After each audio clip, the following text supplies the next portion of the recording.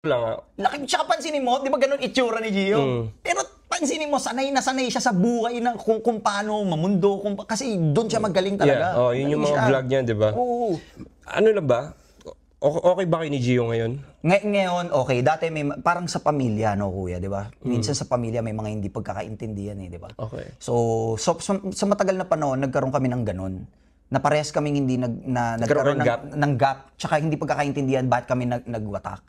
No? Kasi kailangan napansin ko din yun eh. Kasi lagi kayong magkasama dati. Tas wala na. Tas ever since hindi rin ako nagsasalita about doon sa publicly, no? Tas parang okay lang ba na pag-usapan? oo naman kasi so parang nung nagwata kami, nagkaroon ng mga bagay na hindi pagkakaintindihan kasi nagkaroon na ng kanya-kanyang pangarap eh.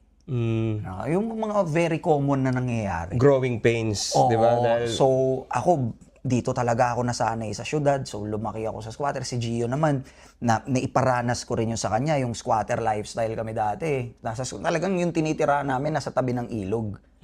Saan to? Sa Bago Bantay, sa PUC.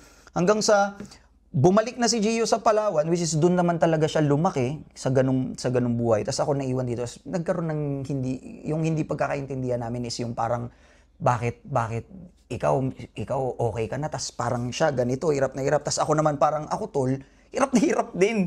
Hindi mukha lang hindi nahihirapan. Kaya hindi mahalata.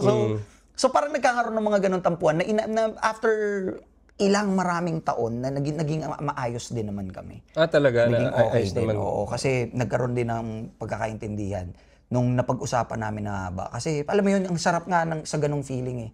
Na parang yung pag napapalaya natin yun, hindi para sa ego, yung para sa inner peace mo.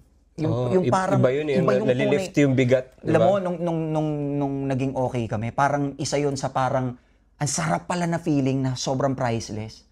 Yun pala yung tunay na regalo nun, kesa yung toxicity na maipapalaganap mo. Kaya doon ako nag-start na parang maging mas positibo na lang.